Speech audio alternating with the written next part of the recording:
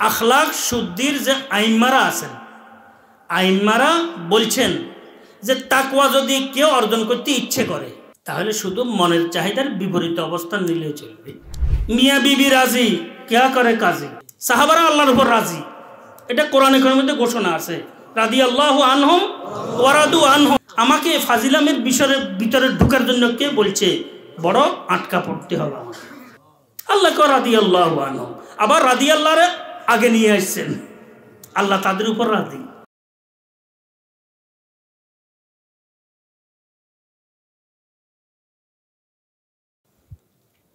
বিপদ আপদের কথা আলোচনা করতেছিলাম।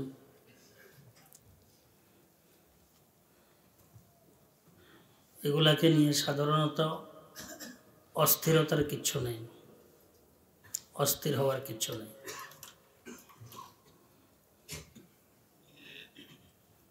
দোয়া চাওয়ার দরকার হলে দোয়া চাইব কারো খেদমতে, কারো কাছে। অস্থির হয়ে বিভিন্ন রকমের কথাবার্তা বলে বহু সময় তকদিরের বিপরীতে উচ্চারণ হয়ে যায়, বহু সময় দেখা যায়।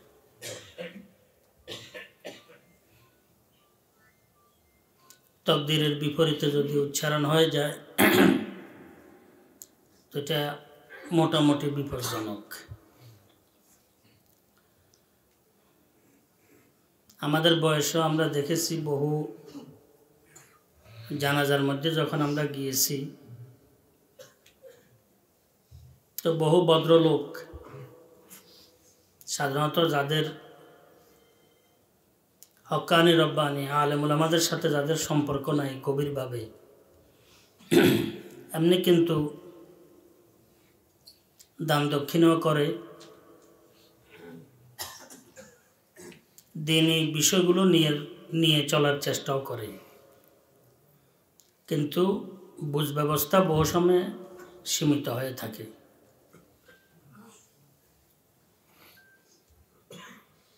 কোনো জায়গায় যাওয়ার পর আবেগে কথা বলেন, এখন আবেগে কথা বলেন যে আসলে হয়তো কোনো গরিব পরিবারের কেউ যদি মারা যায় তো একটি কথা এটা বলেন যে আসলে যে রোগ হয়েছিল এই রোগের চিকিৎসা ছিল, হয়তো টাকা পয়সার জন্য বেচারা চিকিৎসা নিতে পারে নাই, না এটার চিকিৎসা অ্যাভেলেবেল, চিকিৎসা করলে কিন্তু সুস্থ হয়ে যেত। এটা তো উনি আবেগে আক্ষেপে একটি কথা বলছেন, কিন্তু পক্ষান্তরে এটা তাকদীরের বিপরীত জিনিস।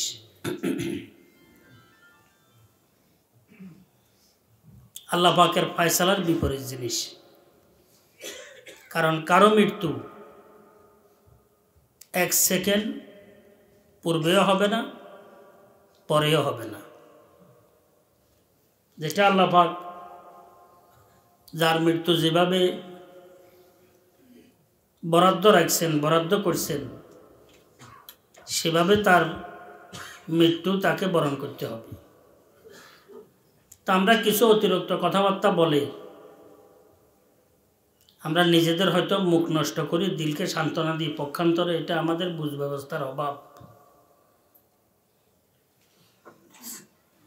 এখানে আরো কিছু লোক আছে, আরো কিছু আবেগে কিছু কথাবার্তা বলে ফেলে। যেমন হয়তো কেউ মারা গেছে সাধারণ পরিবারের বা গরিব পরিবারের,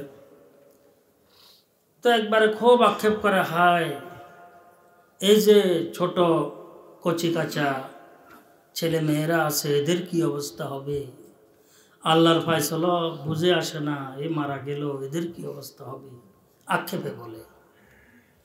এমন বহু সময় বলতে থাকে।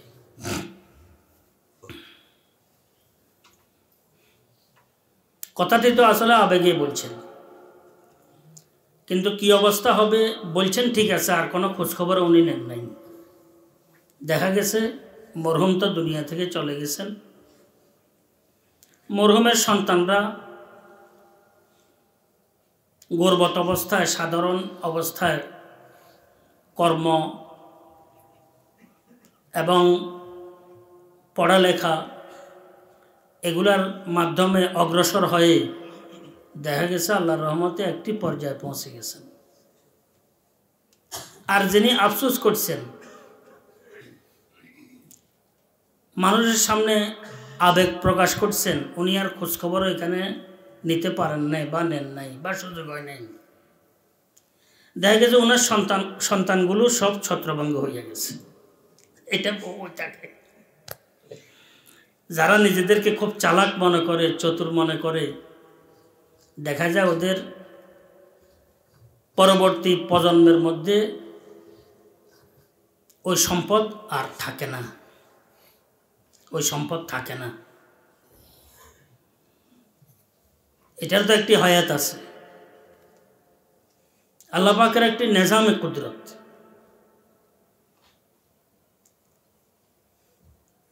ধনের একটি হায়াত আছে, কে কত বছর কত যোগ ধনী থাকবে, এরপরে কি হবে। ইজ্জতের একটি হায়াত আছে, কতদিন সে সম্মানিত হিসাবে থাকবে, এরপরে কি হবে। গর্বতেরও একটি হায়াত আছে, গরিবীর, কদিন গরিব থাকবে, এরপরে কি হবে। সবগুলোর একটা আল্লাহ পাকের পক্ষ থেকে বরাদ্দ আছে। কত কত বড় বড় চৌধুরী বংশের সন্তানরা এখন সাধারণত বিক্ষিপ্ত অবস্থায় আছে, কিছুই নেই। নবাব বংশের সন্তানরা বিক্ষিপ্ত অবস্থায় আছে, কিছুই নেই। কত সাধারণ পরিবারের সন্তান এরা খুব গোছানো অবস্থায়, খুব উচ্চ পর্যায়ে আছে। এটা আল্লাহ পাকের কুদরতের একটি নিজাম আছে। আমাদের যেরকম নাকি একটি দৈহিক পরিবর্তন আছে, মানসিক পরিবর্তন আছে, এভাবে খানদানীয় একটি পরিবর্তন আছে। ধনভাণ্ডারেরও একটি কি আছে, পরিবর্তন আছে। গরিবী মিসকিনেরও একটা কি আছে, পরিবর্তন আছে। এটা পরিবর্তন আল্লাহ পাকের পক্ষ থেকে এগুলো বরাদ্দ আছে, এগুলা বরাদ্দ আছে। কিন্তু শুধু একটি বিষয় দেখা যায় পরিবর্তন কম হয়, যেটা নাকি দিনদারির সাথে স্বাভাবিক অবস্থায় মাথায় রেখে আহলুস সুন্নাহ ওয়াল জামাতের অন্তর্ভুক্ত থেকে যারা চলাফেরা করে, এদের হায়াত কিন্তু লম্বা থাকে, প্রজন্মের হায়াত। বহু সময় একটা বংশের হায়াত আছে, যে আমার বংশের হায়াত কতদিন থাকবে, এক জায়গায় যায় শেষ হয়ে যাবে, আছে না এরকম? এক জায়গায় যায় বহু মানুষের হায়াতের সিলসিলা, বংশের সিলসিলা শেষ হয়ে যায়, ক্ষান্ত হয়ে যায়। কত চেষ্টা করে, এক বিবাহ করে, দ্বিতীয় বিবাহ করে, তৃতীয় বিবাহ করে, দেশে নয় বাইরে চিকিৎসা নেয়, কিন্তু সন্তান নেই। কি নেই? বহু মানুষ ঘরের মধ্যে এক লোকমা যদি সামনে রাখে, 4-5 জনের ছিঁড়াছিঁড়ি করি খাইতে পায় না। আর বহু ঘর আছে কোটি কোটি টাকার সম্পদ পড়ে আছে, খানেওয়ালা নাই। আল্লাহ পাকের বড় আজীব কুদরত। আল্লাহু আকবার, আল্লাহু আকবার, আল্লাহু আকবার। আল্লাহই বড়, আল্লাহই হাকিম, আল্লাহ সবকিছু। এরকম দলের বিভিন্ন মতেরও হায়াত আছে। যত দল মত দুনিয়ার মধ্যে, কত রকমের দল জন্ম নেয়, আবার এটা মৃত্যুবরণ করে। জানাজা দেখা যায় না আর কি, বা জানাজার নামাজ পড়তে পারে না। কি দল মতের আমরা তো বহু বাহাদুরি করি দল নিয়ে, মত নিয়ে। দলেরও হায়াত আছে একটা, কি আছে? কত দল জন্ম নিছে, কিছুদিন পরে শেষ হয়ে গেছে। কত মত জন্ম নিছে, কিছুদিন পরে শেষ হয়ে গেছে, তালাশ করে পাওয়া যায় না। জানাজাটাও কোথায় গেছে সেটাও, লাশটা কোথায় গেছে এটাও তালাশ করে পাওয়া যায় না, শেষ হয়ে গেছে। একমাত্র আহলুস সুন্নাহ ওয়াল জামাতের দল কিয়ামত পর্যন্ত থাকবে। সরওয়ারে কায়নাত সাল্লাল্লাহু আলাইহি ওয়াসাল্লামের ভবিষ্যৎবাণী, লা তাজালু তায়ফাতুম মিন উম্মতি মানসুরিন আলাল হক। লা ইয়াদুররুহুম মান খালাফাহুম। হাজি, কোন ব্যক্তি তাদের বিপরীতে গিয়ে কিছুই করতে পারবে না। একটি দল যারা আহলুস সুন্নাহ ওয়াল জামাতের সাথে সম্পৃক্ত, এটার শুরু সরওয়ারে কায়নাত সাল্লাল্লাহু আলাইহি ওয়াসাল্লাম, খোলাফায়ে রাশিদিন, হযরত সাহাবায়ে কেরাম, তাবেঈন, তবে তাবেঈন, আইম্মে মুজতাহিদিন হইতে নিয়ে এই যে আহলুস সুন্নাহ ওয়াল জামাতের একটা সিলসিলা আছে, এই দল, এই মত আল্লাহ পাক কিয়ামত পর্যন্ত জীবিত রাখবেন, কিয়ামত পর্যন্ত জীবিত থাকবে। অন্য কত রকমের দল ছট করে জন্ম নিবে, আবার খুব প্রভাব বিস্তার করবে, আবার ফট করে চলে যাবে কবরনে। এটা আমি ধর্মীয় ব্যাপারে বলছি, দুনিয়াবী ব্যাপারেও হুবহু একই অবস্থা,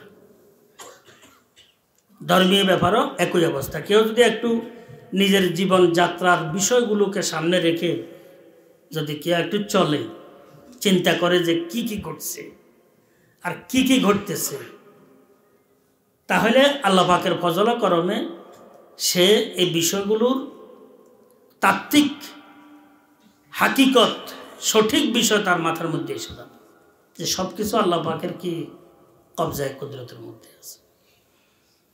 এ কারণে হক্কানি রব্বানি ওলামাদের যে সিলসিলা আছে এটা মোটামুটি বহুদিন থাকে। যে আমরা চিশতিয়া বলি, কাদেরিয়া বলি না বাবা, ইমাম আবু হানিফার মাযহাব বলি, ইমামে শাফি রহমতুল্লাহের মাযহাব বলি, ইমামে মালিক রহমতুল্লাহের মাযহাব বলি, ইমামে আহমদ ইবনে হাম্বল রহমতুল্লাহের মাযহাব বলি। আহলুস সুন্নাহ ওয়াল জামাতের এই চার মাযহাবের উপরে সাধারণত পুরো দুনিয়ার হক্কানি রব্বানি আলেম ওলামা একমত কে চার মাযহাবের ভিতরেই আহলুস সুন্নাহ ওয়াল জামাতের মনোভাব, মতবাদ, মতভেদ সব কিছু এখানে, এর কিছু নেই, এর বাইরে কিছু নেই, সব এই রাস্তার সাথে জড়িত। আহলুস সুন্নাহ ওয়াল জামাতের যে মতবাদ, যে আকায়েদ, যে আমলগুলো আছে, এরা চার মাযহাবের ভিতরে যারা আছে এরাই।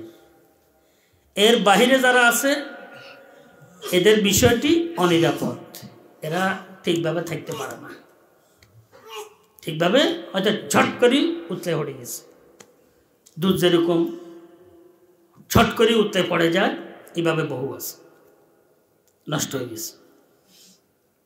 কারণ মাযহাবের আন্দরে থাকলে মন মতো চলার যে প্রবণতা আছে এটা নিয়ন্ত্রিত থাকে।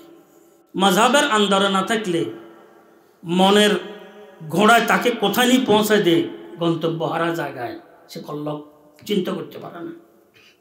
এটা একটা গণ্ডি আছে, এটা একটা কি আছে, গণ্ডি আছে। এই গণ্ডি হচ্ছে আহলুস সুন্নাহ ওয়াল জামাতের যেই রাস্তা, এটার চৌদ্দি গণ্ডি হচ্ছে চার মাযহাব। আমি এই কারণে আপনাদেরকে একবার আলোচনা করছিলাম যে আল মাযাহিব লি তা'য়িনিস সুন্নাহ, মাযহাবগুলো হচ্ছে তা'য়িনের সুন্নতের জন্য, সুন্নতের নির্দিষ্টকরণ, যে হুজুর সাল্লাল্লাহু আলাইহি ওয়াসাল্লামের তরিকা। আহলুস সুন্নাহ ওয়াল জামাত যে আমরা বলি, আহলুস সুন্নাহ ওয়াল জামাতের যে রাস্তা সারা, এটা নির্দিষ্টকরণের জন্য হচ্ছে চার মাযহাব। এখানে থাকলে মানুষ মন মতো আর চলতে পারে না, গণ্ডির ভিতরে থাকে। আর দুনিয়ার মধ্যে যত রকমের গোমরাহি শুরু থেকে কিয়ামত পর্যন্ত জন্ম নিবে, গোমরাহির উৎপত্তি ঘটবে, সবগুলার মূল পুঁজি হচ্ছে মন মতো চলা। সবগুলার মূল পুঁজি কি? জি, মন মতো চলা, মনের অনুসরণ করা। মনের অনুসরণ এটা সবচেয়ে খারাপ জিনিস, এটাকে হাওয়া বলা হয়। কি বলা হয়? হাওয়া। হাওয়া। আর মাযহাব মতে চলা, সুন্নত মতে চলা, সরওয়ারে কায়নাত সাল্লাল্লাহু আলাইহি ওয়াসাল্লাম তরিকা মতে চলা, এটাকে বলা হয় তাকওয়ার রাস্তা। কিসের রাস্তা? এটা সবচেয়ে নিরাপদ।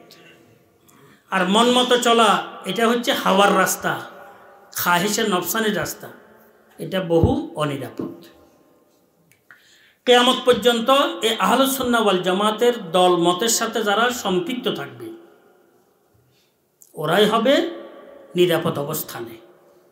আর যারা আহলুস সুন্নাহ ওয়াল জামাতের থেকে বাইরে চলে যাবে, এই গণ্ডির বাইরে চলে যাবে, সেটা হবে অনিরাপদ রাস্তা। আমি গুমরাহির রাস্তা বলবো না, কিসের রাস্তা?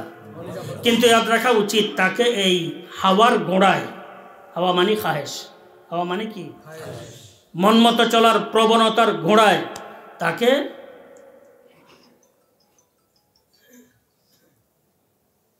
গন্তব্যে যাওয়ার জন্য দিবে না,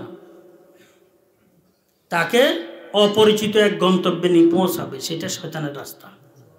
সেটা কিসের রাস্তা? শয়তানের রাস্তা। এই কারণে সর্ব অবস্থায় আহলুস সুন্নাহ ওয়াল জামাতের যে গণ্ডি আছে, গণ্ডির ভিতরে থাকার চেষ্টা করা দরকার। আহলুস সুন্নাহ ওয়াল জামাতের সর্বসাধারণ হক্কানি রব্বানি আলেম উলামা, যিনাদের মাধ্যমে দিন সঠিকভাবে সঠিক রূপরেখায় আমরা পর্যন্ত পৌঁছে, ওনাদের আশেপাশে কাছে ছায়াতলে থাকার চেষ্টায় লেগে থাকাটা হচ্ছে সবচাইতে নিরাপদ। সবচাইতে কি নিরাপদ? কিন্তু খুব লক্ষ্য রাখা দরকার।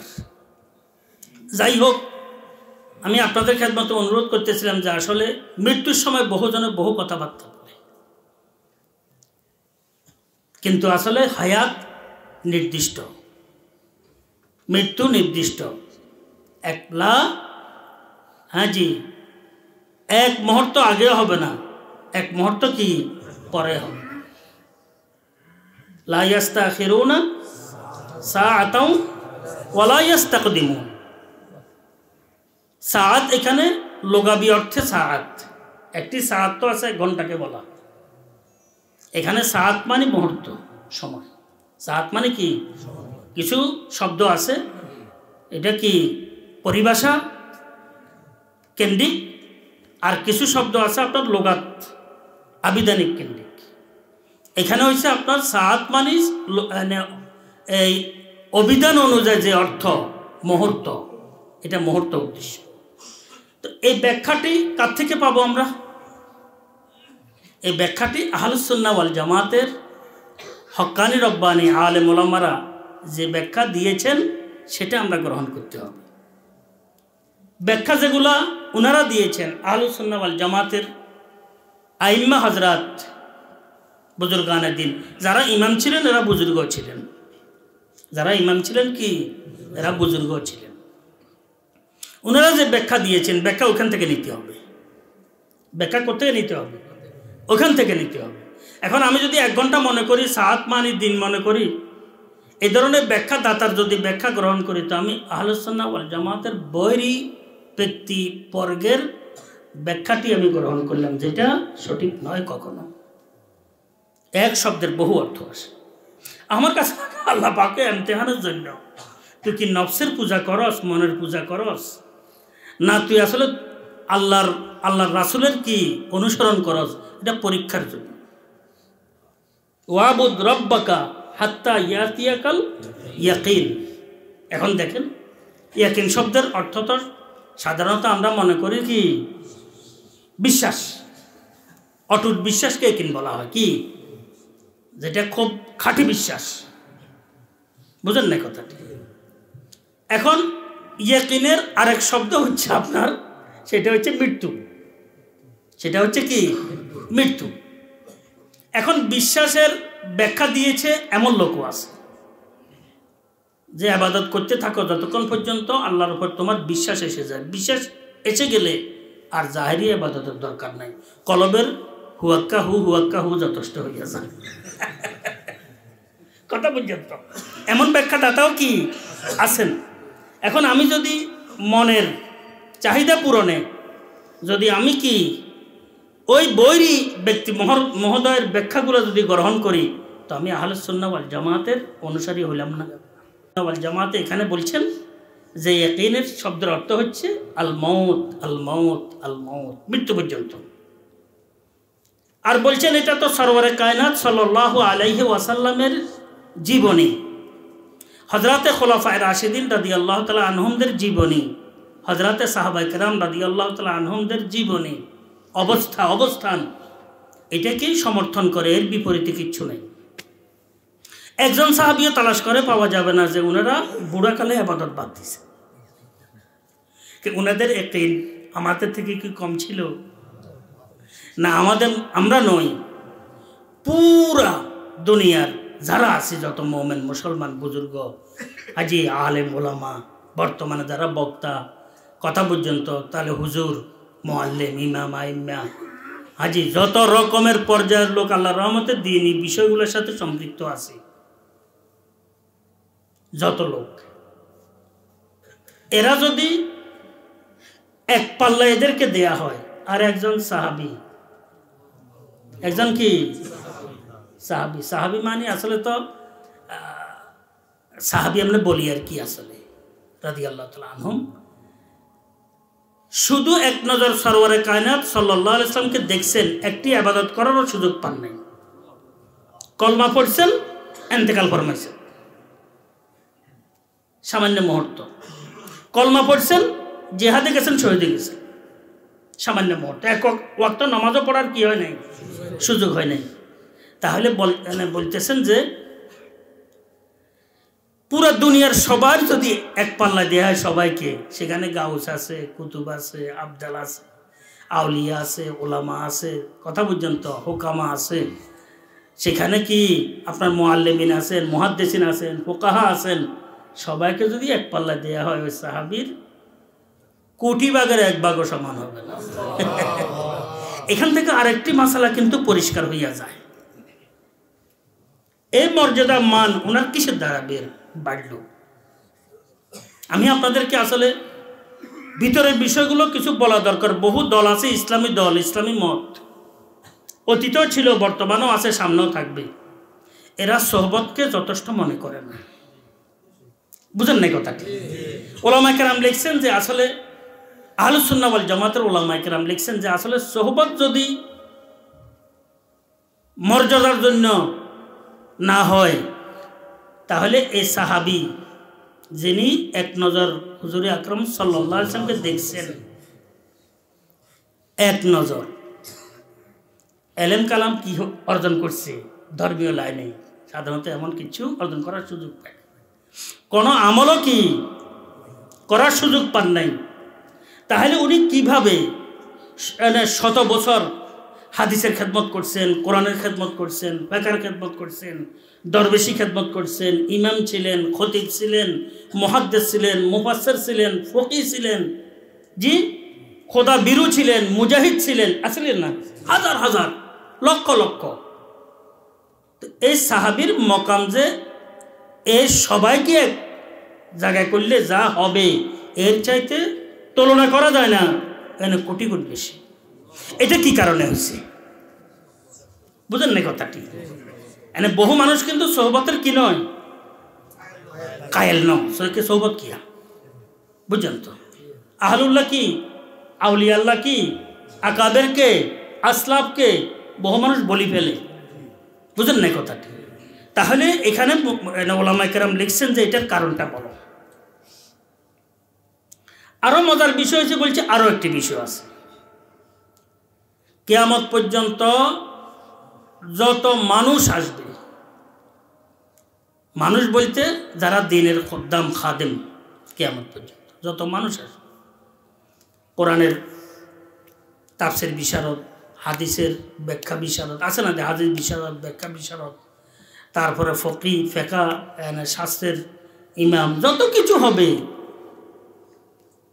কিছু হবে সবগুলার মূল তো হচ্ছেন হযরতে সাহাবায়ে কেরাম, ঠিক আছে না?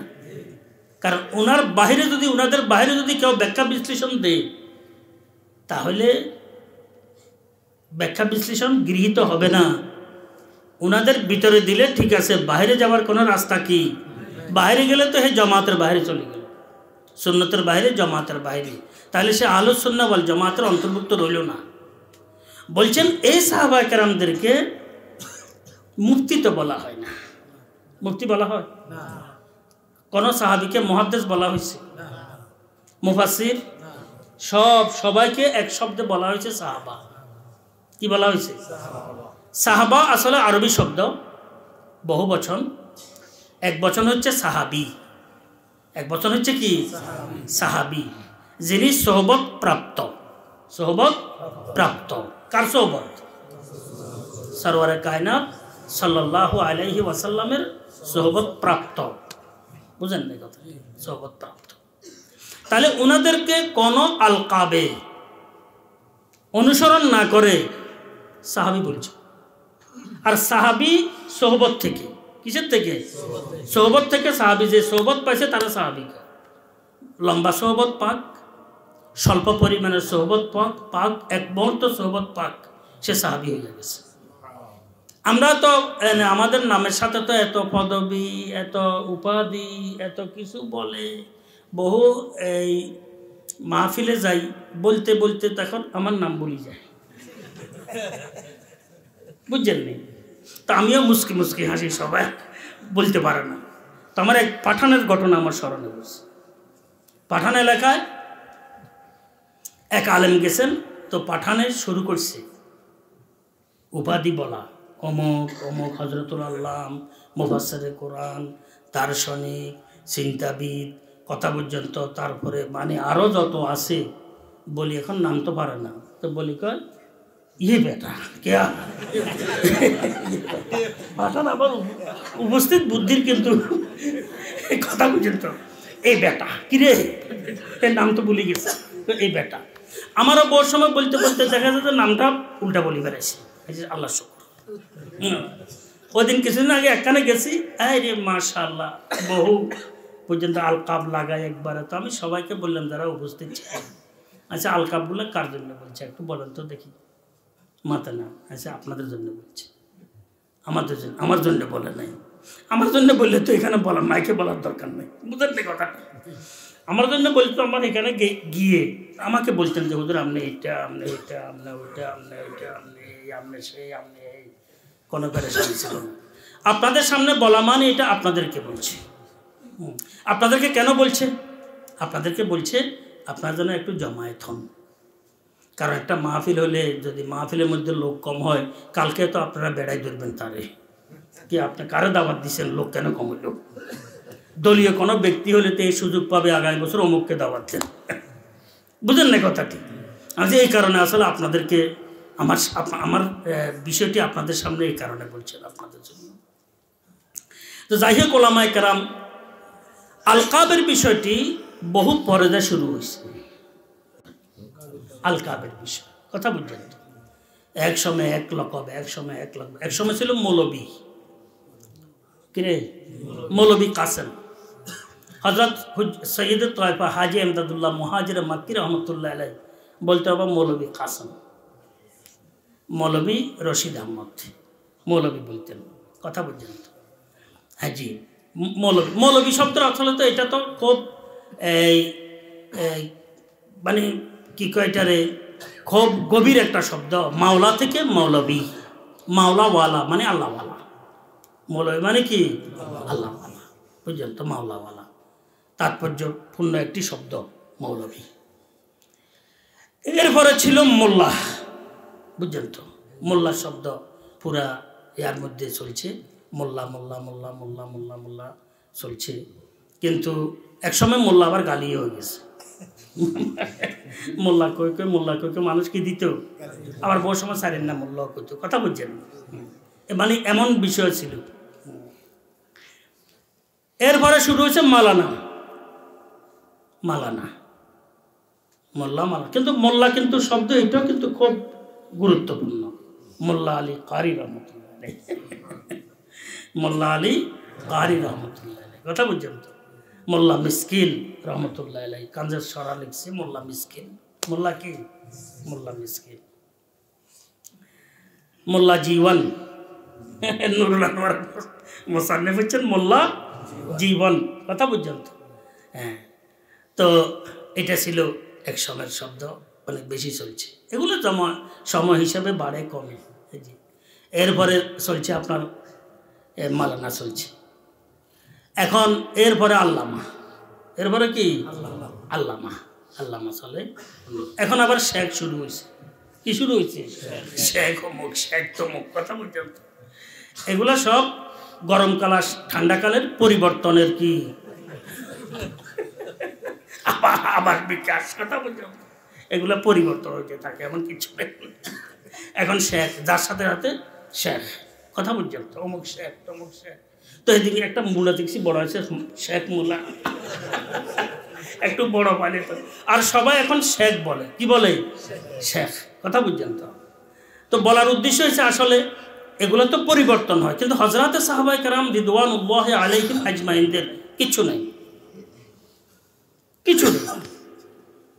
আল্লাহ একদম আকাল্লাহা তাকাল্লুফা, আকাল্লাহা কোনো তাকাল্লুফ নেই, বাড়তি কিচ্ছু নেই, কথা পর্যন্ত। আকাল্লাহা তাকাল্লুফা, আমাকাহা ইলমা, আমাকাহা ইলমা, কথা পর্যন্ত। আফজালু হাযিহিল উম্মাহ, আবাররাহা কুলুবা, আবাররাহা কুলুবা, এদের উম্মতের সবচেয়ে উত্তম উম্মত এরা। কারা? হযরতে সাহাবায়ে কেরাম, হযরতে সাহাবায়ে কেরাম রিদওয়ানুল্লাহি আলাইহিম আজমাইন। বড় আজীব লাগে, হুজুর আকরাম সাল্লাল্লাহু আলাইহি ওয়াসাল্লাম ইরশাদ করেছেন, আল্লাহ আল্লাহ ফি আসহাবি, আল্লাহ আল্লাহ ফি আসহাবি। আমার সাহাবাদের ব্যাপারে আল্লাহকে ভয় করো, আমার সাহাবাদের ব্যাপারে কাকে ভয় করো? আল্লাহকে ভয় করো। যে কোনো সাহাবী, যে কোনো সাহাবী সোহবত প্রাপ্ত হয়েছে। হুজুর আকরাম সাল্লাল্লাহু আলাইহি ওয়াসাল্লামের সোহবতের বরকতে একজন সাহাবীও মনের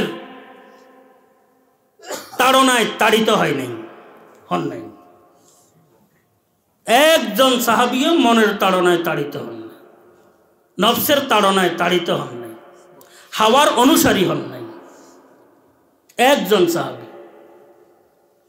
সমস্ত মুহাদ্দিস এ ব্যাপারে একমত, সমস্ত মুফাসসির এ ব্যাপারে একমত, সমস্ত আকায়েদের ইমাম এ ব্যাপারে একমত, সমস্ত ফুকাহা এ ব্যাপারে একমত, আহলুস সুন্নাহ ওয়াল জামাত এ ব্যাপারে একমত। ওয়াল ইজমাউ আলাইহি, এটার উপরে ইজমা, সর্বসম্মত একটি সিদ্ধান্ত। আস-সাহাবাতু কুল্লুহুম আদুল, জি কি বলছেন? কুল্লুহুম আদুল। সাহাবা প্রত্যেক ব্যক্তি, প্রত্যেকজন ন্যায়পরায়ণ,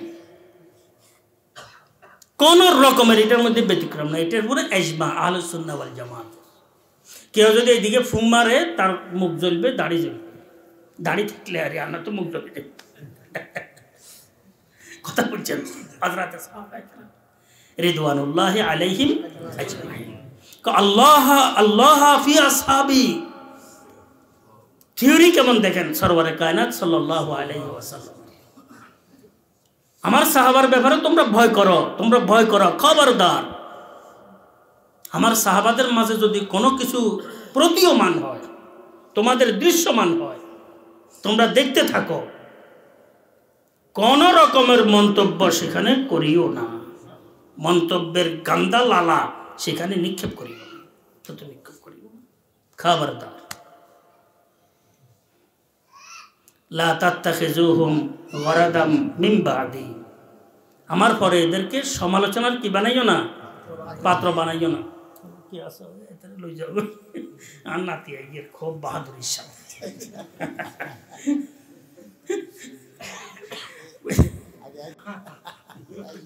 সবাই দোয়া করবেন জানা এদেরকে আল্লাহ পাক, সবাইকে আল্লাহ পাক কবুল করুন, আমিন আমিন।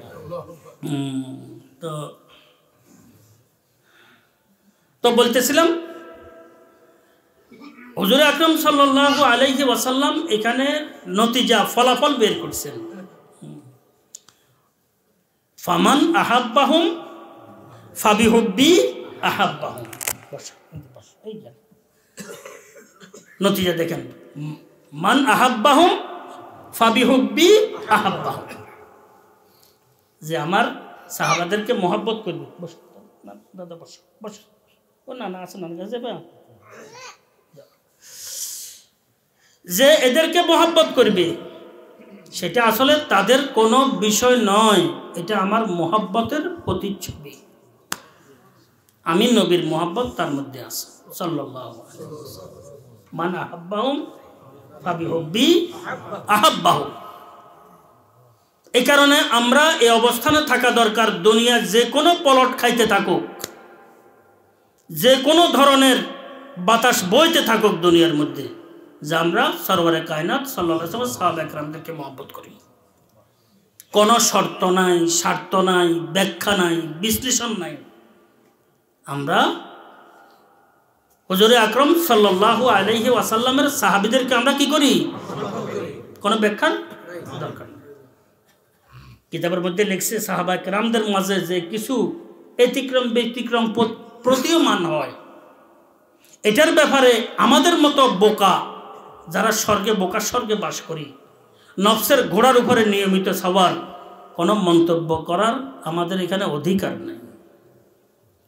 লিখছেন মুশাজারাতে সাহাবা, কি বলছেন? এটা সাহাবায়ে কেরামদের ধর্মীয় বুঝ ব্যবস্থা নিয়ে খুঁটিনাটি বিষয়। কারণ as-সাহাবাতু কুল্লুহুম মাহফুজুন, আহলুস সুন্নাহ ওয়াল জামাতের আকীদা। সমস্ত সাহাবায়ে কেরাম মাহফুজ, আল্লাহ পাকের পক্ষ থেকে নফসের অনুসরণের ব্যাপারে সংরক্ষিত, সুরক্ষিত। ওনারা নফসের অনুসরণ করেন নাই কখনো। আর আম্বিয়াও মাসুমুন, আম্বিয়া কেরাম কি মাসুম, আর সাহাবা মাহফুজুন, সাহাবায়ে কেরাম ওনারা মাহফুজ। ওনারা কখনো মনের কামনা, মনের বাসনা, নফসের তাড়না ওনারা তাড়িত হন নাই। এটা আহলুস সুন্নাহ ওয়াল জামাতের আকীদা। যাহা কিছু দেখা গেছে, যারা হকের উপর ছিলেন আল্লাহ পাকের ইনদাল্লাহ, তারা 2 আজর পাবেন। যারা আল্লাহর কাছে হয়তো হকের উপর এরা কি আল্লাহ পাকের দরবারে হয়তো ছিলেন না, এরা 1 আজর অবশ্যই পাবে। লিআন্নাহুম আল মুস্তাহিদুন ফি আমরিল্লাহ তাআলা। এরা আল্লাহ পাকের আমর হুকুমের ব্যাপারে এরা মুস্তাহিদ ছিলেন। কি ছিলেন? আর মুস্তাহিদ যতই তাদের দিল পরিষ্কার হবে, আল্লাহ এবং আল্লাহর রাসূলের প্রতি তাদের কি আন্তরিকতা হবে, ওয়া সাহাবাতু আইম্মাতুনা। আর এই ব্যাপারে সমস্ত সাহাবা আমাদের ইমাম, আমাদের কি মুক্তাদা। এই ব্যাপারে সমস্ত সাহাবা আমাদের কি মুক্তাদা, আমাদের ইমাম। তাহলে ওনাদের ইজতিহাদ যদি ভুল হইয়াও যায়, তাহলে 1 সওয়াব আল্লাহ পাক দান করবেন, ইজতিহাদের সওয়াব। গ্রেফত নাই এখানে, গ্রেফত হবে সমালোচনাকারীর। কার? সমালোচনাকারী, হে গ্রেফত হবে। বুঝছেন তো? মিয়া বিবি রাজি, কে করে কাজী। বুঝছেন তো? আল্লাহ তাদের উপর রাজি হয়ে গেছেন, সাহাবারা আল্লাহর উপর রাজি। এটা কোরআনে কারিমের মধ্যে ঘোষণা আছে, রাদিয়াল্লাহু আনহুম ওয়া রাদু আনহুম। আমাকে ফাজিলামের বিষয়ের ভিতরে ঢোকার জন্য কে বলছে? বড় আটকা পড়তে হবে আমাকে। আল্লাহকে রাদিয়াল্লাহু আনহুম, আবার রাদিয়াল্লাহরে আগে নিয়ে আসছেন।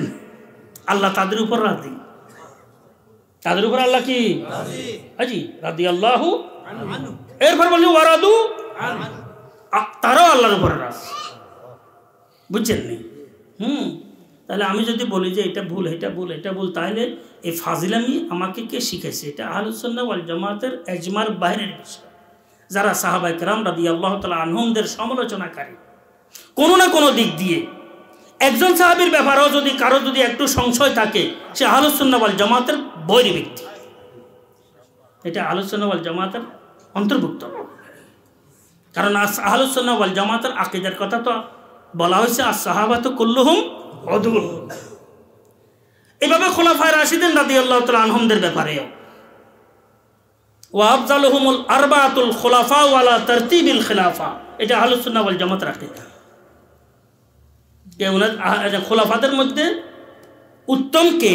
বলছেন আল্লাহ পাকের পক্ষ থেকে যে ধারাবাহিকতা ছিল, ও ধারাবাহিকভাবে সবচাইতে উত্তম হযরতে সিদ্দিক আকবর রাদিয়াল্লাহু তাআলা আনহু, এরপরে হযরতে ফারুকে আজম রাদিয়াল্লাহু তাআলা আনহু, এরপরে হযরতে ওসমান, এরপরে হযরতে আলী রাদিয়াল্লাহু তাআলা আনহুমা। ঠিক আছে না বাবা? তাহলে আমি এখানে যদি বলি উনি এটা অমুক, এটা করা যাবে না, এই সমস্ত সব গান্দা ইতিহাস, গান্দা বিষয়গুলো আহলুস সুন্নাহ ওয়াল জামাতের একদম বাহিরের যারা আছে ওরাই এনে কি নিয়ে চলে। আর আমরা যারা এগুলো নিয়ে একটু কথাবার্তা বলি, আমরা ওদের অনুসারী, আহলুস সুন্নাহ ওয়াল জামাতের অনুসারী নই। ওয়া আফজালুহুমুল আরবাতুল খুলাফা আলা তারতিবিল খিলাফা। খোলাফাদের মধ্যে আফজল খেলাফতের যে তরতিব, ওই তরতিব অনুযায়ী ওনারও আফজল। আল্লাহ আল্লাহ ফি আসহাবি লা তাত্তাখিজুহুম গরাদাম মিন বাদি। সমালোচনা করার পাত্র বানাইয়া না। সমালোচনা কি করবে তুমি? পাজলিমি কেন করবে? মেয়ে বিবি তো তারা খুব রাজি, খুব সুন্দরভাবে চলতেছে। মাঝখান দিয়ে আজি আঙ্গুল ঢুকেবার আমার কারণ কাম কি? কি কাম আমার? জি কি কাম? ফামান আহাব্বাহুম ফাবিহুব্বি, সে আমার মোহাব্বত তার মধ্যে আছে বিধায় এই মোহাব্বতের ছবি তার মধ্যে এনে প্রকাশ পাইছে যে আমার মোহাব্বত আমার সাহাবা কেরামদের মোহাব্বত, আমার মোহাব্বতের বহিঃপ্রকাশ সাহাবা কেরামদের মোহাব্বত। ওয়ামান আবগাদাহুম ফাবিবুগদি আবগাদাহুম, যে আমার সাহাবা কেরামদের ব্যাপারে দুশ্মনী রাখবে সে আসলে পক্ষান্তরে আমার সাথে তার দুশ্মনী, এটারই বহিঃপ্রকাশ।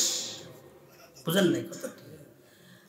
আরেক রাওয়ায়াতের মধ্যে হুজুর আকরাম সাল্লাল্লাহু আলাইহি ওয়াসাল্লাম ইরশাদ করেন, লা তাসুব্বু আসহাবি, খবরদার আমার সাহাবায়ে কেরামদেরকে ভালো মন্দ বলিও না। ভালো মন্দ পরিভাষা, আরে ভালো তো বলতে হয়, এটা একটা কি পরিভাষা, বুঝছেন তো? আমার সাহাবায়ে কেরামদের ব্যাপারে কোনো রকমের কি গালমন্দ করিও না। কেন? তো আমার সাহাবাদের মধ্যে কেউ যদি এক মুঠ গেঁহু গম আল্লাহর রাস্তায় খরচ করে, অন্যরা ওহুদ পরিমাণ স্বর্ণ খরচ করলেও এটার তো সমতুল্য হবে না। কিরে কয় আল্লাহ কয় আমরা কি করবো? আমরা তো বিশ্বাস করি না, আমান্না বিল্লাহ। কিরে আমান্না বিল্লাহ, আল্লাহর উপরে আমরা ঈমান এনেছি, আল্লাহ রাসূলের উপরে আমরা ঈমান এনেছি, আর রাসূলি। ঠিক আছে না? আল্লাহ বলছে উনি যদি এক মুঠো যদি আল্লাহর রাস্তায় খরচ করেন, আর আমরা যদি ওহুদ পরিমাণ স্বর্ণ আল্লাহর রাস্তায় খরচ করি ইখলাসের সাথে, কোনো রকমের আলাইশ নাই, কিচ্ছু নাই, কিন্তু আমার সাহাবীর এক মুঠের সমতুল্য হবে না। বলছে ওয়ালা নাসিবাহু, এটার অর্ধেকের সমতুল্য হবে না। আর ওহুদ পরিমাণ স্বর্ণ কি আসলে কেউ খরচ করতে পারবে না? 9 মণ তেল হোগা না রাধা নাচেগি। 9 মণ তেল হইতো না, রাধাও নাচতো না। দৃষ্টান্ত ওরা দিছেন যে আমার সাহাবীদের নেকামল কতটুকু হবে চিন্তা করে দেখো, তোমরা চিন্তাও করতে পারবে না কখন এমন হয়ে যাবে। কথা বুঝলেন তো? আবার লই যাও, তারপর দাদা দাদা যাও যাও, এখান দিয়ে বসো। দাদা ভালো না? দাদা ভালো, কথা শুনে এদিকে আসো, এদিকে আসো। আবার কে আসো, লই যাও না। যাই হোক, আমি বলতেছিলাম আসলে যে আহলুস সুন্নাহ ওয়াল জামাতের হায়াত সবচাইতে লম্বা। আমরা যদি ওই জামাতের সাথে সম্পৃক্ত থাকতে পারি, আল্লাহর রহমতে আমাদের আল্লাহর রহমতে হায়াত লম্বা হবে। আল্লাহ আমাদের জন্য সাদকায়ে জারিয়া আলহামদুলিল্লাহ বহুল পরিমাণে আল্লাহর রহমতে আমল নামার মধ্যে আল্লাহর রহমতে চলতে থাকবে, আসতে থাকবে। তো এইভাবে বহু মানুষ কেউ মারা গেলে এইভাবে এই উক্তি এনে কি প্রকাশ করতে থাকে, নিজের এনে আবেগ প্রকাশ করতে থাকে, এগুলা কিন্তু আসলে ভালো নয়। বহু সময় গেলে দেখা যায় হে তো শয়তান তো লাগা আছে। নফস তো শয়তানের তুলে মারাত্মক, কারণ শয়তানের গোমরা করছে, ধ্বংস করছে কে? বুঝলেন তো? তো শয়তানের তুনো নফস মারাত্মক। নফস হয়েছে আপনার ঘরের দুশ্মন। নফস কি? ঘরের দুশ্মন। শয়তান তো হচ্ছে আপনার বাইরের দুশ্মন। ঘরে আসা যাওয়া করে ওই নফসের কি এনে কারণে, নফসের ভিত্তিতে যোগ সাজিছে। মুরব্বীরা লিখছেন তো, যে গুণা বারবার বারবার বারবার বারবার বারবার বারবার দিলের মধ্যে আসতে থাকে, যে গুণা বারবার গুনার খেয়াল, দুনিয়ার মহব্বতের খেয়াল, হিংসা হাসাদের খেয়াল, অন্যের ব্যাপারে বিদ্বেষের খেয়াল, গীবত শেকায়েতের খেয়াল লাগাতার আছে। এটা হচ্ছে নফসের থেকে, কারণ নফস তাতে ঘরের দুশ্মন। এটা শয়তানের গালি দিলাম নাই, শয়তানের গালি দেখি নাই লাভ, এটা তোমার ভিতরে, এটা তোমার ভিতরে। আর হঠাৎ করে যে একটি আক্রমণ আসে, এটা হচ্ছে কি শয়তান থেকে। এটা লিখছেন বহু সময়ের বিপরীত হইতে পারে, কিন্তু ওনারা একটা আলামত লিখছেন, অর্থাৎ নফসের ইসলাহ জরুরি। নফসের ইসলাহ হইলে তো শয়তান আর তার আসন পায় না। কি পায় না? আসন পায় না। শয়তান তো আসলে আসন গ্রহণ করে নফসের উপরে এসে। ইনা এশকাস তাকে ধর্মর দম্বুয়াদ, ই ফাসাদে খোরদনে গন্দম্বুয়াদ। আল্লামা রুমি রহমতুল্লাহ বলছেন, নফসের এই খবাসত কোত্থেকে সৃষ্টি হয়েছে জানো? নফসের এই খবাসত সৃষ্টি হয়েছে ওই গন্দম ফল খাওয়ার কারণে। মানুষের মধ্যে দুইটা জিনিস আছে, একটা হচ্ছে ভালোর দিক আর একটা হচ্ছে মন্দের দিক। মন্দের দিকটার সূত্র করতে গিয়েছে, তো এটাও শয়তানের থেকে আছে। শয়তানের পরামর্শ দিতে দিতে দিতে দিতে তো গন্দম ফল খাইছেন না, তো গন্দম ফল যে খাইছেন, ওই গন্দম ফল খাওয়ার যে একটি অংশ, এটা কিয়ামত পর্যন্ত যত আওলাদে আদম আসবে সবার মধ্যে এই অংশটি থাকবে।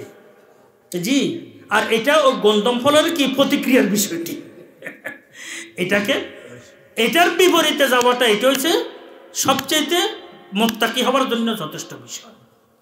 আকাবের আসলাফরা লিখছেন, মুরব্বীরা লিখছেন, বিশেষ করে তাসাব্বুফের আইম্মা। তাসাব্বুফ শব্দ বললেও বহুজনে তাসাব্বুফ আবার কি জিনিস, তো ইলমুল আখলাক বলি, কথা বুঝছেন তো? ইলমুল আখলাক, যে আখলাক শুদ্ধি, আখলাক শুদ্ধির যে আইম্মারা আছেন, আইম্মারা বলছেন যে তাকওয়া যদি কেউ অর্জন করতে ইচ্ছে করে, তাহলে শুধু মনের চাহিদার বিপরীত অবস্থান নিলেই চলবে। মনের চাহিদার বিপরীতে ওই হাওয়া যেটা গুন্দম থেকে আসছে, ও হাওয়ার বিপরীতে যদি কেউ অবস্থান নেয়, তো হে মুত্তাকি হয়ে যাবে। হে কি হয়ে যাবে? তার মধ্যে তাকওয়া এসে যাবে। হাওয়ার বিপরীতে যদি সে কেউ অবস্থান নেয়, আল্লাহ তুমি আমাদেরকে তৌফিক দাও। সবাইকে আল্লাহ মুত্তাকি বানাইল। কোরআনে কারীমের আয়াতের মধ্যে এটার আবার সঠিক তথ্য পাওয়া যায়। ওয়া আম্মান খাফা মাকামা রাব্বিহি ওয়া নাহান নাফসা আনিল হাওয়া। একবারে হাওয়ার উপরে কোরআনে কারীমের আয়াতের কোনো শেষ নেই। সবসময় যদি একটু খেয়াল করি যে আসলে এখন আমার মনে কি চায়, ভালো চাইলে যাচাই করে গ্রহণ করি, এ ভালো কেন চাইতেছে। আমাদের মন তো আসলে গান্দা, ভালো না। ভালো কেন চাইতেছে? নিশ্চয় এখানে ডাল মে কালা কালা হয়, নিশ্চয় কোনো বিষয় আছে। ওয়ারাইহা ওয়াহিয়া ফিল আমালে সাইমাতুন ওয়া ইন হিয়াস্তাহলাতিল মারআ ফালা তুসমি। আল্লামা বসরি রহমতুল্লাহ লিখছেন, আল্লাহওয়ালাদের মকাম তো আসলে উঁচু হওয়ার মূল কারণ নফসের বিপরীতে তাদের কঠোর অবস্থান। নফসের বিপরীতে কঠোর অবস্থান। মুরব্বীরা লিখছেন যে কিতাবের মধ্যে আছে যে নফসকে তাকওয়া দান, এটার পুঁজি হচ্ছে নফসের চাহিদার বিপরীত অবস্থান। কেউ যদি চায় যে আমি নফসের বিপরীত অবস্থান গ্রহণ করব বা করা দরকার, আল্লাহর রহমতে তার নফসের মধ্যে তাকওয়া এসে যাবে। কি এসে যাবে? তাকওয়া এসে যাবে। আল্লামা রুমি রহমতুল্লাহ এই ব্যাপারে বলছেন যে কেউ যদি চায়, নফসের যে চাহিদা কেন, তো এটা হচ্ছে তোমার তাকওয়ার পাতিলা গরম করার জন্য।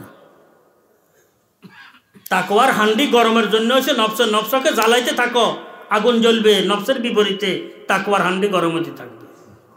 জি, তাকওয়ার হান্ডি গরম হতে থাকবে।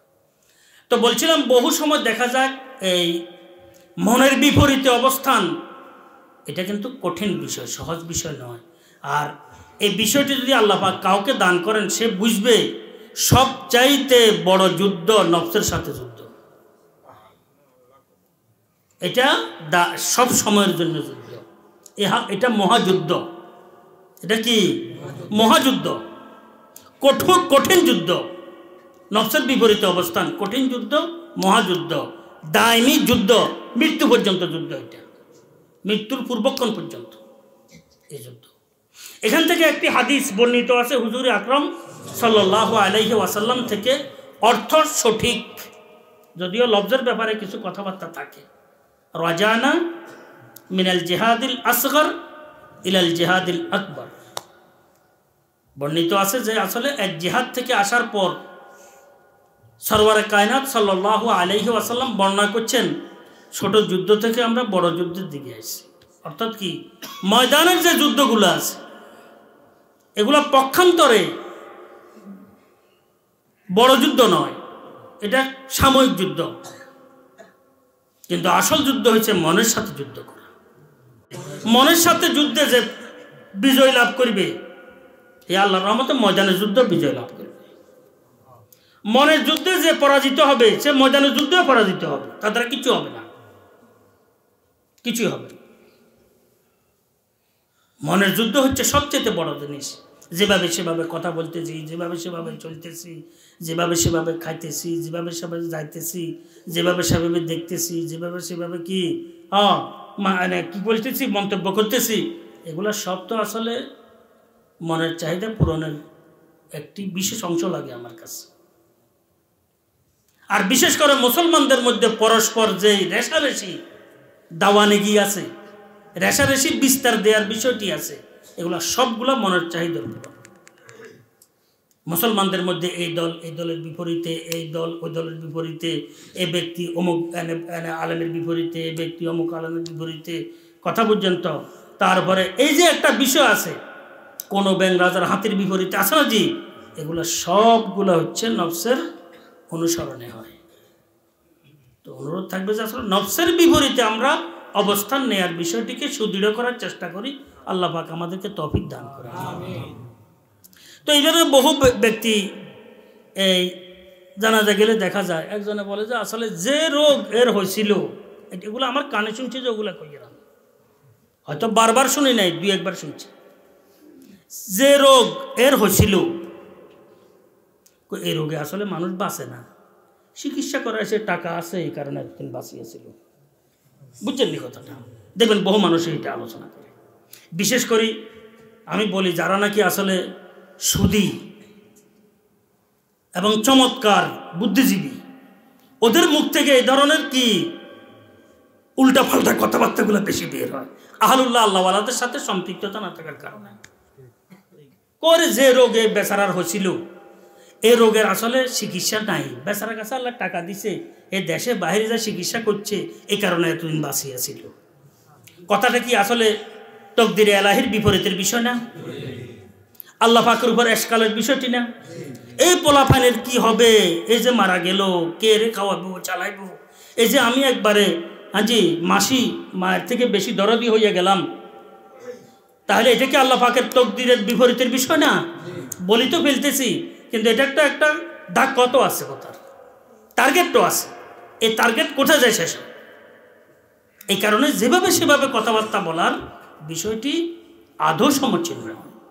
বিশেষ করে ধর্মীয় ব্যাপারে, বিশেষ করে তাকদিরের ব্যাপারে হুজুর আকরাম সাল্লাল্লাহু আলাইহি ওয়াসাল্লাম তো তাকদিরের ব্যাপারে আলোচনা করা থেকে নিষেধ করছেন। খবরদার তাকদিরের ব্যাপারে তোমরা আলোচনা করিও না, কারণ এতটুকু এলেম জ্ঞান তোমাদের কি নাই, আর এতটুকু আল্লাহ পাকের সাথে তোমার সম্পর্ক নাই যে তোমার দিল পরিষ্কার, আর সে এলাহি থেকে সেখানে কি এলমেল আদন নিয়ে আসতেছে। এত পরিষ্কার দিলওয়ালা কি আমরা আসি? একটু হিসাব করলে দেখা যায়, আয়না দেখলে বোঝা যায় যে আমি কোন পর্যায়ে আছি, আয়না দেখলে। তো কথা তো বহু বলে ফেললাম। সার কথা হচ্ছে, এই বিভিন্ন রকমের যে উক্তি, যে মন্তব্য, যে মনের আবেগ প্রকাশ, আক্ষেপ প্রকাশ, এই সমস্ত বিষয়গুলোর ব্যাপারে আমরা খুব সচেতন থাকব। আরও কিছু কথাবার্তা যদি আল্লাহ তৌফিক দান করেন, বিভিন্ন সময় কেউ রোগ হইলে, মারা গেলে বিভিন্ন কথাবার্তা হয়, এগুলো আসলে আমরা তো বলি ফেলি, দিনের মধ্যে বহু সময় এসে যায় কি আসলে এই মানুষটা মারা গেল, ছোটো ছোটো ছেলে 4-5 জন, ছেলে মেয়ে 4-5 জন, এদের লালন এদের দেখভাল কে করবে? আল্লাহর হুকুমের উপরে কথা নাই, কিন্তু বুঝে তো আইয়ে না, কথা তো বলিয়ে ফেলছো তুমি, কথা তো কি বলিয়ে ফেলছ, বুঝেন নি কথাটি? আল্লাহর হুকুমের উপর কথা নাই, কিন্তু বুঝে তো আইয়া না কই, তুমি তো আসলটাই বলি ফেলাইছ, বুঝছেন তো? এই ধরনের বিষয়গুলা থেকে আমরা নিজেদেরকে বাঁচিয়ে রাখার চেষ্টা করব। আমার জন্য দোয়া করবেন, আমিও দোয়া করতেছি। আল্লাহ পাক যেন সবাইকে, আল্লাহ পাকের প্রত্যেকটি হাজি এই আহকামের উপরে একদম অটল থাকার, হুজুর আকরাম সাল্লাল্লাহু আলাইহি ওয়াসাল্লামের তরিকার উপরে মজবুত থাকার, কোনো রকমের মন্তব্য, উক্তি, যুক্তির বিষয়গুলা মাথায় না নিয়ে রাজিনা বিল্লাহি রাব্বা, কিরে রাজিনা তো জমা বলছি সবাইকে না, রাজিতু বিল্লাহি রাব্বা ওয়া বিল ইসলামে দীনা ওয়া বি মুহাম্মাদিন সাল্লাল্লাহু আলাইহি ওয়াসাল্লাম নবিয়্যাম ওয়া রাসূলা। এই হাদিসের মধ্যে, ফজিলতের মধ্যে বলা হয়েছে যে নাকি সকাল বিকাল এই দোয়াটি পড়বে তিনবার। রাজিতু বিল্লাহি রাব্বা ওয়া বিল ইসলামে দীনা ওয়া বি মুহাম্মাদিন নবী সাল্লাল্লাহু আলাইহি ওয়াসাল্লাম নবিয়্যাম ওয়া রাসূলা। কিয়ামতের দিবসে তার এই মুখ বন্ধ করার কারণে, এই আল্লাহ পাকের উপর রাজি হওয়ার কারণে, দিন ইসলামের উপর রাজি হওয়ার কারণে, আল্লাহর হাবিবের নবুয়তের উপর রাজি হওয়ার কারণে কিয়ামতের দিবসে আল্লাহ তাকে রাজি করে দিবে, খুশি করে দিবে। ওয়ামা ওয়ালা হাওলা ওয়ালা কুওয়াতা ইল্লা বিল্লাহ সুবহানাল্লাহি ওয়া বিহামদিহি সুবহানাকাল্লাহুম্মা বিহামদিক আশহাদু আল্লা ইলাহা ইল্লা আনতা আস্তাগফিরুকা ওয়া আতুবু ইলাইক।